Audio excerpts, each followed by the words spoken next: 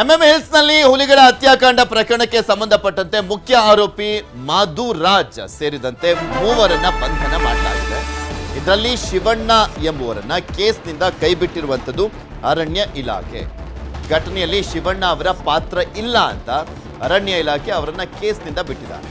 ಇನ್ನು ಉಳಿದಂತೆ ಮಾಧುರಾಜ್ ಸೇರಿದಂತೆ ಮೂವರನ್ನ ಬಂಧನ ಮಾಡಲಾಗಿದೆ. ಘಟನೆಯಲ್ಲಿ ಶಿವಣ್ಣ ಪಾತ್ರ ಇರಲಿಲ್ಲ ಅಂತ ಮೂವರು ಆರೋಪಿಗಳನ್ನ ಬಂಧಿಸಿರುವಂತದ್ದು ಅರಣ್ಯ ಇಲಾಖೆಯವರು. ಕೋನಪ್ಪ, ಮಾಧುರಾಜ್, ನಾಗರಾಜ್ ವಿಚಾರಣೆಯನ್ನ ಮಾಡಲಾಗ್ತಾ ಇದೆ. ಹಸುವಿನ ಮಾಲೀಕ ಕಳ್ಳ ಬೇದೊಡ್ಡಿಯ ಕೋನಪ್ಪ, ಹಸು ಮಾಂಸಕ್ಕೆ ವಿಷ ಬೆರೆಸಿದ್ದಂತ ಮಾಧುರಾಜ್, ಇವರಿಗೆ ಸಹಕರಿಸಿದ ಕೊಪ್ಪ ಗ್ರಾಮದ ನಾಗರಾಜ್, ಈ ಮೂವರನ್ನ ಬಂಧನ ಮಾಡಲಾಗಿದೆ. ವಿಚಾರಣೆಯನ್ನ ಮಾಡಲಾಗ್ತಾ ಇದೆ. ವಿವಿಧೆಡೆ ತಲೆಮರೆಸಿಕೊಂಡಿದ್ದಂತ ಆರೋಪಿಗಳು ಅವರನ್ನ ಬಂಧಿಸಿದ್ದಾರೆ. ಯಾಕಂದ್ರೆ ಇಲ್ಲಿ ಹಸುವನ್ನ ಹುಲಿ ಸಾಯಿಸ್ತು ಅನ್ನುವಂತ ಕಾರಣಕ್ಕೋಸ್ಕರ ಆ ಕೋಪದ ಕಾರಣಕ್ಕೆ ಆ ಹಸುವಿನ ಮಾಂಸಕ್ಕೆ ವಿಷವನ್ನ ಹಾಕಿ ಕೊಲ್ಲಲಾಗಿದೆ ಅನ್ನುವಂಥ ಒಂದು ಆರೋಪ ಇರುವಂಥದ್ದು. ಆ ಮೂವರು ಯಾರು ಅನ್ನುವಂಥದ್ದು ತೋರಿಸ್ತಾ ಇದೆ ನಿಮಗೆ. ಫಸ್ಟ್ ಆಫ್ ಆಲ್ ಹಸುವನ್ನ ಮೇಯಿಸ್ಲಿಕ್ಕೆ ಹೋಗಂಗೆ ಇಲ್ಲ ರಿಸರ್ವ್ ಫಾರೆಸ್ಟ್ನಲ್ಲಿ, ಹಂಗಿದ್ದು ಕೂಡ ಹೋಗಿದ್ದಾರೆ. ಈ ಸಂದರ್ಭದಲ್ಲಿ ಹುಲಿ ದಾಳಿಯನ್ನ ಮಾಡಿ ಒಂದು ಹಸುವನ್ನ ಕೊಂದು ಹಾಕಿರುವಂಥದ್ದು. ಈ ಕಾರಣಕ್ಕೋಸ್ಕರನೇ ಆ ದ್ವೇಷಕ್ಕೋಸ್ಕರ ಈ ಹಸುವಿನ ಮಾಂಸಕ್ಕೆ ವಿಷವನ್ನ ಹಾಕಿ ಕೊಲ್ಲಲಾಗಿದೆ ಅನ್ನುವಂಥ ಆರೋಪ ಇರುವಂಥದ್ದು. ಈ ಒಂದು ನಿಟ್ಟಿನಲ್ಲಿ ಇನ್ನೂ ಕೂಡ ತನಿಖೆಯನ್ನು ಮಾಡಲಾಗ್ತದೆ, ವಿಚಾರಣೆಯನ್ನು ಮಾಡ್ತಾ ಇದ್ದಾರೆ. 5 ಹುಲಿಗಳ ಸಾವು ಪ್ರಕರಣದ ತನಿಖೆ ಚುರುಕಾಗಿದೆ. ಉನ್ನತ ಮಟ್ಟದ ತನಿಖಾ ತಂಡದಲ್ಲಿ ಬದಲಾವಣೆಯನ್ನು ಕೂಡ ಮಾಡಲಾಗಿದೆ. ತನಿಖಾ ತಂಡದ ಮುಖ್ಯಸ್ಥರಾಗಿ ಕುಮಾರ್ ಪುಷ್ಕರ್ ಅವರನ್ನ ನೇಮಕ ಮಾಡಲಾಗಿದೆ. ಉನ್ನತ ಮಟ್ಟದ ತನಿಖಾ ತಂಡದಲ್ಲಿ ಬದಲಾವಣೆ ಮಾಡಲಾಗಿದೆ. ಏಕೆಂದರೆ PCCF ರವಿ ಬದಲು APCCF ಕುಮಾರ್ ಪುಷ್ಕರ್ ಅವರನ್ನ ನೇಮಕ ಮಾಡಲಾಗಿದೆ. ರವಿ ಅವರೇ ಈ ಒಂದು ಪ್ರಕರಣದಿಂದ ಹಿಂದೆ ಸರಿದಿದ್ದಾರೆ.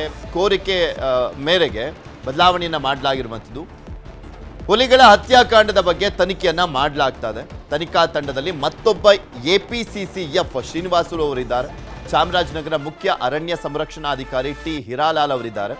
NTCA ಪ್ರತಿನಿಧಿ ಮಲ್ಲೇಶಪ್ಪ, ವನ್ಯಜೀವಿ ತಜ್ಞ ಡಾಕ್ಟರ್ ಸಂಜಯ್ ಗುಬ್ಬಿ, ಮೈಸೂರು ಮೃಗಾಲಯದ ಪಶು ವೈದ್ಯಾಧಿಕಾರಿ ಶಶಿಧರ್, ಇವರೆಲ್ಲರೂ ಕೂಡ ತನಿಖಾ ತಂಡದಲ್ಲಿ ಇದ್ದಾರೆ. ಏನು ರಿಪೋರ್ಟ್ ಕೊಡ್ತಾರೆ ಕಾದು ನೋಡಬೇಕು. ಅಂದರೆ ಯಾವ ಕಾರಣಕ್ಕೋಸ್ಕರ ಸಾವನ್ನಪ್ಪಿದೆ ಮತ್ತು ಏನೇನೆಲ್ಲ ಅಲ್ಲಿ ಅವ್ಯವಸ್ಥೆ ಆಗಿದೆ ಇದೆಲ್ಲದ್ರ ಬಗ್ಗೆ ರಿಪೋರ್ಟ್ ಅನ್ನ ಕೊಡಲಿದ್ದಾರೆ. ಕಾದು ನೋಡೋಣ ಏನಾಗುತ್ತೆ ಅಂತ. ಇಲ್ಲಿ 5 ಹುಲಿ ಹತ್ಯೆ ವಿಚಾರಕ್ಕೆ ಸಂಬಂಧಪಟ್ಟಂತೆ ಸಹಜವಾಗಿ ಕೆಲವೊಂದು ಪ್ರಶ್ನೆಗಳು ಕೂಡ ಕಾಡ್ತಾ ಇದ್ದಾವೆ. ನಿಮಗೆ ತೋರಿಸ್ತಾ ಇದ್ವಿ. ಸಿಬ್ಬಂದಿ ಅಷ್ಟೇ ಅಲ್ಲ, ಅಧಿಕಾರಿಗಳು ಕೂಡ ಹೊಣೆ ಹೊರಬೇಕಲ್ವಾ. ಇಲ್ಲಿ ಈಗ ಹಸು ಬಿಟ್ಟವನು ಅದಕ್ಕೆ ವಿಷಪ್ರಾಶನ ಮಾಡಿಸಿದಂಥವನು ಓಕೆ, ಅದು ಕೂಡ ತಪ್ಪಿದೆ. ಅದರ ಜೊತೆಗೆ ಹಸುವನ್ನ ಒಳಗ್ ಬಿಡ್ಲಿಕ್ಕೆ ಪರ್ಮಿಷನ್ ಕೊಟ್ಟಿದ್ಯಾರು?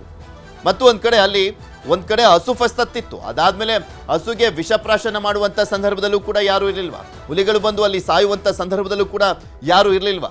ಈ ಪ್ರಶ್ನೆಗಳು ಕೂಡ ಕಾಡ್ತಾ ಇದ್ದಾವೆ. ವಾಚರ್ ಆಗಿರ್ಬೋದು, ಗಾರ್ಡ್ ಆಗಿರ್ಬೋದು, ಅರಣ್ಯ ಇಲಾಖೆ ಅಧಿಕಾರಿಗಳಾಗಿರ್ಬೋದು, ಅವರ ನಿರ್ಲಕ್ಷ್ಯನೂ ಕೂಡ ಎದ್ದು ಕಾಣಿಸ್ತಾ ಇದೆ. ಸೊ ಹೀಗಾಗಿ ಅವ್ರ ಮೇಲೂ ಕೂಡ ಕ್ರಮ ಆಗುತ್ತಾ? ದಿನಗೂಲಿ ನೌಕರರು ಅಂದ್ರೆ ಇವರು 3 ತಿಂಗಳಿಂದ ಸ್ಯಾಲರಿ ಬೇರೆ ಕೊಟ್ಟಿರಲಿಲ್ಲ, ಅದು ಕೂಡ ಒಂದು ಪ್ರಮುಖ ಕಾರಣ. ಅವರು ಬೇಜವಾಬ್ದಾರಿಯನ್ನು ವಹಿಸಿದ್ರು ಅನ್ನುವಂಥ ಆರೋಪವನ್ನು ಕೂಡ ಮಾಡಲಾಗ್ತಾ ಇದೆ.